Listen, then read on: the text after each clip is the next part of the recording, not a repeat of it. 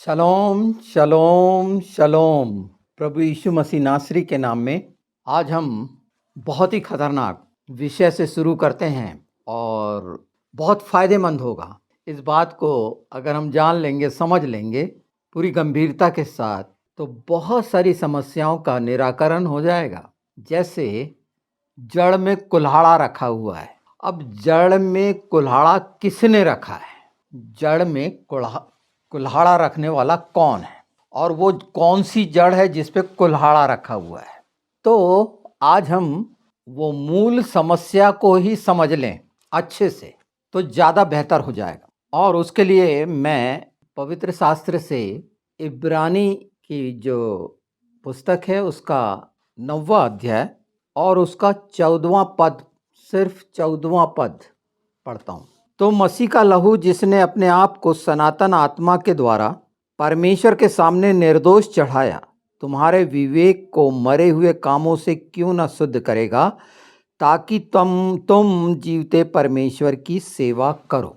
परमेश्वर की सेवा करना चाहते हैं? जीवते परमेश्वर की सेवा करना चाहते हैं? बिल्कुल। जीवित होना चाहते हैं? बिल्कुल। तमाम उन बातों से निकलना चाहते हैं? बिल्कुल। पर क्यों? क्या है? क्यों ऐसा है? क्यों? क्योंकि शुद्ध होना नहीं समझा। क्या मानेंगे आप कि विवेक का शुद्ध होना, विवेक शुद्ध होना क्यों रखा गया और ये शुद्ध होना क्या है? तो कितना भी बताया जाए, कितना ही समझाया जाए, खूब सुना जाए, हर दिन सुना जाए, खूब प्रार्थना करी जाए और खूब उपवास रखे जाएं, तो भी आशा अनुरूप परिणाम नहीं आएगा। खूब प्रेम है, खूब लगन है, पर आशा अनुरूप परिणाम हम चाहते हैं अपने प्रेम के द्वारा जो प्रकट करते हैं मसीह भाई बहन, वो क्यों नहीं आता? तो मूल समस्या तो विवेक में दिक्कत है, बहुत बड़ी दिक्कत है। आज हम उन दिक्कतों को जानेंगे तो समझेंगे कि कितनी बड़ी दिक्कत है। ये आसान दिक्कत नहीं है। हम ठीक है बोल जरूर देते हैं कि हमारा विवेक शुद्ध होगा, ये बोल देते हैं, पर उससे छुटकारा नहीं पाते। वो चीज़ बार बार होती रहती, इसीलिए तो बार बार पश्चाताप भी करते रहते हैं, क्षमा मांगते रहते हैं और क्षमा भी करते रहते हैं। और इसीलिए ये पश्चाताप करते रहते हैं ना कि शैतान ने इस्तेमाल कर लिया था, यानी मसीह विरोधी के हाथ में पड़कर शैतान का काम करना, उसकी इच्छाओं को पूरी करना, ये सब जो हो रहा है इसी दिक्कत के कारण हो रहा है। इसको अगर हम अच्छे से समझ जाएंगे तो निराकरण हो जाएगा। तो विवेक की जो कमजोरियां हैं उसमें जो पहली है, किसी की भी गुलामी कर लेना। किसी की भी अगर मैं बोल रहा हूं तो बहुत मुख्य है कि उसमें सब वो बातें आ जाती हैं जो आप अपने लिए अपेक्षा करते हैं पाने की, और उन चीजों के लिए गुलाम बनते हैं, किसी के अधीन हो जाते हैं। ये सब वो कमजोरियां हैं जिसका इस्तेमाल शैतान बड़ा शानदार तरीके से करता है। मनुष्य उसे भ्रम रहता है कि मैं सब कुछ अच्छा कर रहा हूं, मैं भले के लिए कर रहा हूं। क्योंकि ये क्यों ऐसा लगता है? क्योंकि वो तो जो है विवेक जलते हुए वो लोहे से, लाल लोहे से दागा गया है, अर्थात मरा हुआ विवेक की मृत्यु हो चुकी है। ये वो कारण है जिसके कारण अनाप शनाप काम करता है मनुष्य और उसे सही भी ठहराता है, यहां तक कि वो वचन का उपयोग करके अपने को सही ठहराता। तो वो किसी की भी कैसी भी गुलामी हो सकती है। अब वो किसी भी की कैसी गुलामी को कैसे समझेंगे? अगर विवेक ही मरा हुआ है तो आप गुलामी को नहीं जानेंगे। उसके लिए तो आवश्यक है ना शुद्ध होना, विवेक का शुद्ध होना अति आवश्यक है। अब वो कैसे होगा? कौन करेगा? कौन मुख्य है इसके लिए? कौन पहचान करेगा? कैसे करेगा? ये पहचान आज हम हिब्रू 9:14 से देख रहे हैं और इसको जितना गंभीरता से समझ जाएं, मैंने पहले शुरू में कह दिया, चाहे फिर कितना ही आप सुनते रहें, कितना ही कुछ करते रहें अपने तरफ से, अपनी तमाम बल शक्ति सामर्थ्य से, तो अगर दिशा भ्रमित है तो कितना भी प्रयास बेकार हो जाएगा। मैं भ्रमित दिशा की बात कर रहा हूं। तो विवेक कि विवेक मुख्य क्यों है ये भी जानेंगे और अपनी मृग तृष्णा को भी जानेंगे। इच्छाओं की भरमार हमेशा संसार में, अपने आसपास से जुड़ी हुई चीजों की, जिससे भी आप रिलेटेड हैं, वहां आवश्यकताओं की भरमार, इच्छाओं की भरमार। क्यों संतुष्टि नहीं, तृप्ति क्यों नहीं? विवेक दागा गया है, विवेक मरा हुआ है, विवेक शुद्ध नहीं हुआ। तो ये क्यों है? मृग तृष्णा जैसी स्थिति क्यों है? ये आधा आधा है, बांट दिया गया है, अपने आप को बांट दिए, दो नावों में पैर रखे हुए हैं। इसके साथ क्यों इस्तेमाल हुआ मन फिराव? मन फिराव क्यों हुआ? कौन फिराएगा मन? आप फिरा लोगे अपने आप, अलग हो जाओगे? इतनी सामर्थ्य है? बिल्कुल हो सकती होगी आप में। अगर विवेक मरा हुआ है तो बिल्कुल दावा कर सकते हैं आप। और कई लोग करते हैं कि मैं ये कर लूंगा, तो फिर वो बातें जो वचन में रखी गई, समझाई गई, वो व्यर्थ हो गई। अगर हमने यही जान लिया, समझ लिया कि हम कर सकते हैं, तो यीशु का आना तो व्यर्थ है। तो मन क्यों नहीं फिरता? क्यों फिराव नहीं होता? आधा आधा क्यों है? तो अभी भी चेत जाओ, ये चिता रहा हूं, ये विवेक के संबंध में चिता रहा हूं। विवेक पर कुलाड़ा पड़ गया है, उसमें रखा ही हुआ है, और थोड़ी देर के लिए मसीही, थोड़ी देर के लिए मसीह विरोधी काम।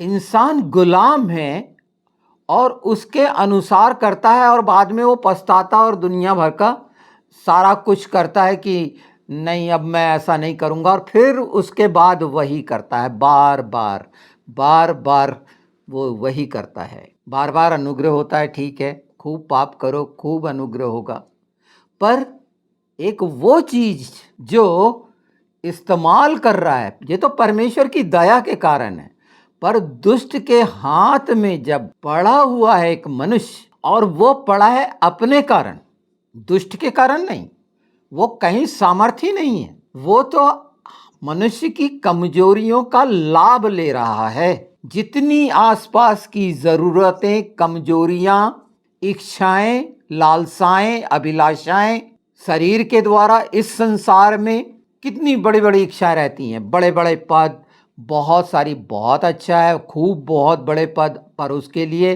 कौन कौन से समझौते, कौन कौन सी चीजें करी जा रही हैं। अपनी योजनाओं के अनुसार संसार की शिक्षा को महत्व देकर संसार के पदों की लालसा करने के लिए दुनिया भर के जो कार्य किए जाते हैं, चाहे वो ऑर्गेनाइजेशंस के हों, इंस्टीट्यूट के हों, कहीं के हों, स्पिरिचुअल हो, पॉलिटिकल हो, गवर्नमेंट्स के हों, कुछ भी हों, वहां पर हर समय, हर परिवार में प्रत्येक सदस्य ये करता रहता है, कंपटीशन। अगर शुद्ध विवेक हो गया तो ये मान के चलिए कंपटीशन में आप पढ़ेंगे नहीं, परमेश्वर पूरे रास्ते आपके लिए दिखाएगा, आप देखेंगे भी, सुनेंगे भी और उसको समझेंगे भी।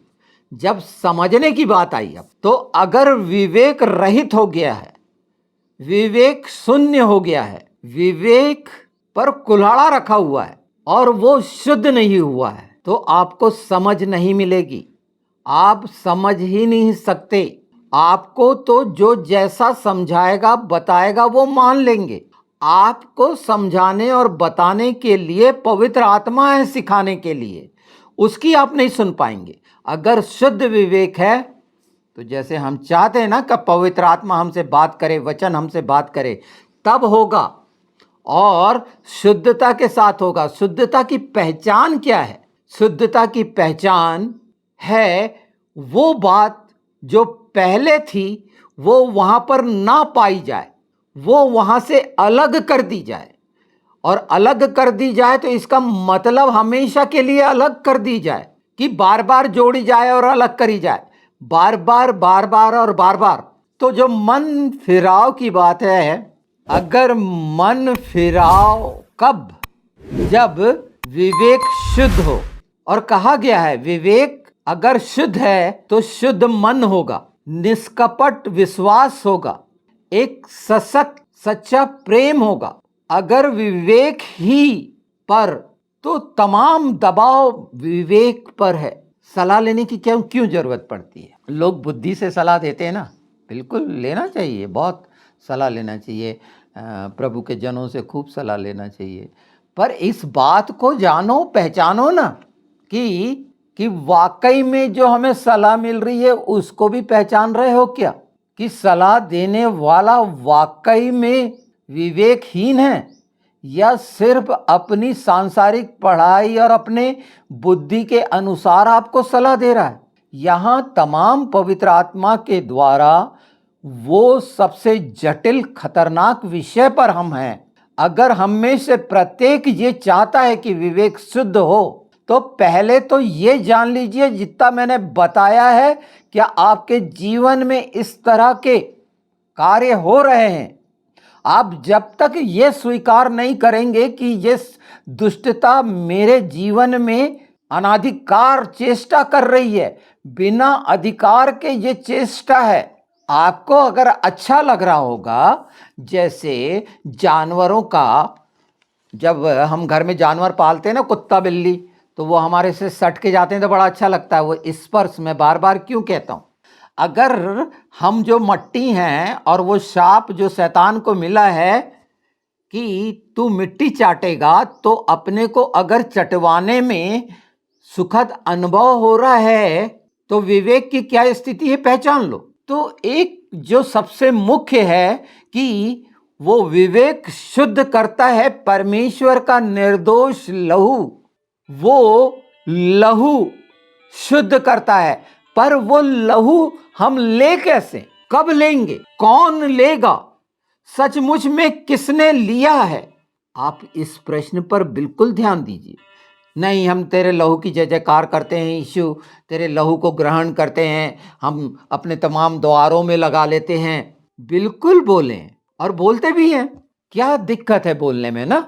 और बाहर निकले तमाम लहू लगा हुआ है और उसके बाद भी गैर मसीही काम करना कैसे हो जाता होगा, पता भी नहीं चलता कि एकदम झट से झूठ बोल दिए, एकदम तुरंत जो बन पड़ा कर दिए। वो तमाम काम जो संसार के लोग करते हैं उसे कितनी आसानी से कर लिए। यीशु का लहू लिए क्या, वो प्रभु भोज लिए क्या, वाकई में उस सच्चाई और ईमानदारी से लिए क्या, उस आदर से लिए क्या? बिल्कुल नहीं। कब? जब विवेकहीन काम हो रहे हैं तो वहां जो लहू को लेना आवश्यक है, जीवन में ग्रहण करना आवश्यक है, वो लिया ही नहीं गया। सिर्फ बोला गया, उसको रिसीव नहीं करा गया। इसलिए नहीं करा गया क्योंकि विवेक तो चाहता ही नहीं। इस समझ के लिए तैयार करते हैं पवित्र आत्मा, मैं किस हेतु, किस प्रयोजन के लिए प्रभु यीशु का लहू ले रहा हूं, और वो सर्वोत्तम में है विवेक को शुद्ध करने के लिए। अगर विवेक की शुद्धता पर दृष्टि नहीं है तो मैंने कारण बता दिए कि क्यों नहीं है। संसार और शरीर और वो तमाम लगन वो कहलाने वाले क्रिश्चियन हो सकते हैं, पर विवेकहीन उनके तो हर समय जड़ पर रखा हुआ है। वो कब हटेगा? जब यीशु प्रभु उसको हटाएंगे, उसको अलग करेंगे। अभी तक आपने सुना था जड़ पर कुल्हाड़ा रखना मतलब सिर्फ या तो कहना या मुंह से बोलना, मतलब भी नहीं जानना। पर आज वो सच्चाइयां जब पवित्र आत्मा आपके सामने मन फिराव का मतलब से लेकर सारी चीजें, बोलना नहीं, मन फिराव कब फिरता है उसका प्रमाण ये है कि कौन सी चीजों को पहले से पवित्र शास्त्र में स्थान दिया गया है कि उसको पहली प्राथमिकता के साथ अपने जीवन में अप्लाई हम कैसे करते हैं, किस रीति से करते हैं, कितनी इच्छा से करते हैं। बोल जरूर देते हैं कि मैं अपनी पूरे मन, प्राण, आत्मा, बुद्धि और सारी जितनी शक्ति है उससे मैं प्रेम करूंगा, बिल्कुल बोलते हैं और करना भी चाहिए, पर क्यों नहीं कर पाते? बोलने में क्या दिक्कत है? बोलना तो बिल्कुल स्वाभाविक है, पर वो जीवित खुदा का जीवित लहू की पहचान ही उसको शुद्ध कर सकती है। मनुष्य के अपने प्रयास, खूब शक्ति लगाओ, वो दाहिने फिरे हुए हैं। योद पर, अपने हाथों पर, पिछले इसमें मैंने बता दिया है कि जो अपने हाथों के काम पर मन फिराव वाली स्थिति पे है, ये सारा कुछ ये परमेश्वर पवित्र आत्मा ने इसके पहले सारा का सारा हमारे पास पूरा वो सब कुछ जो हमें चाहिए वो दे दिए हैं। और इसके मैं तो समझता हूं कि इसके पहले जो मुझे मालूम है और मैं जानता हूं कि इसके तमाम पिछले एपिसोड्स में जो वीडियोस में आए हैं, उसका उसका सार ही ये है, उसका संदर्भ ही ये है कि वो बेसिक बीमारी जिससे आदमी पीछा नहीं छुड़ाना चाहता, खुद नहीं चाहता, वो अपने आप को बुद्धिमान दिखाना चाहता है। इसलिए परमेश्वर ने मूर्खों वाली बात करी है। क्यों? अगर इस पर ध्यान दे दिए तो सुनना सार्थक हो जाएगा, पढ़ना सार्थक हो जाएगा, ये तमाम कमियों का निराकरण हो जाएगा। आप कौन कौन सी चीज़ों के गुलाम हैं उसको स्वीकार करना आ जाएगा। किसकी गुलामी में चल रहे हैं, वर्तमान में मनुष्य की कौन सी गुलामी में चल रहे हैं वो समझ में आ जाएगी। सबकी अलग अलग गुलामियां हैं, सबकी अलग अलग इच्छाएं हैं, पर उसकी पहचान ऐसे है। पर इच्छा पवित्र आत्मा के द्वारा, हम बोलते हैं हम स्वर्ग में जाना चाहते हैं, बिल्कुल जाइए ना स्वर्ग में।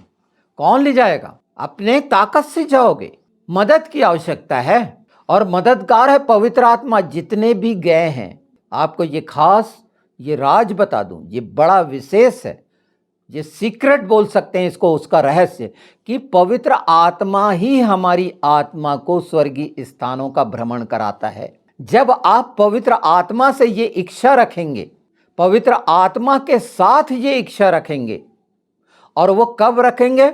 जब विवेक शुद्ध होगा। पवित्र आत्मा के साथ इच्छा रखना स्वर्गीय स्थानों की वस्तुओं पर ध्यान लगाना है। कह दिया गया है स्वर्गीय वस्तुओं पर ध्यान लगाओ। हाँ बिल्कुल, आप इतने शक्तिशाली हैं, आप ध्यान लगा सकते हैं आंख बंद करके कि वो जितनी बाइबल में दिखी है उसकी काल्पनिक तस्वीर बना के खूब ध्यान लगाओ।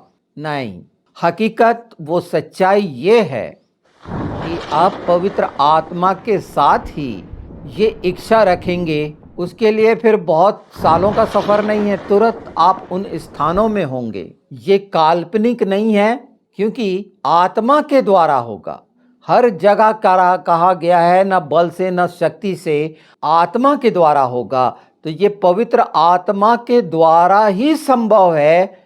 इसे गांठ बांध लें आप कि जहां आना जाना चाहते हैं आप पवित्र आत्मा के साथ आइए जाइए ना, पर कब?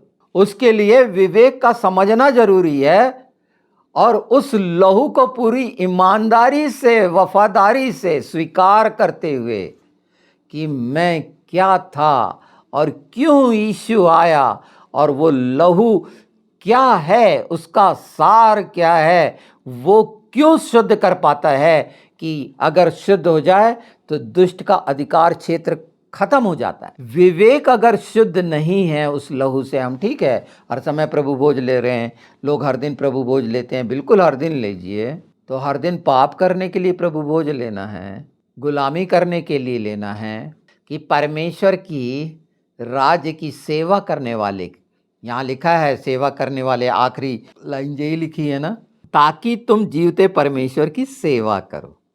9:14। ये सेवा करने वाले कौन कौन हैं, कैसे कैसे हैं, ये तो परमेश्वर ज़्यादा जानता है।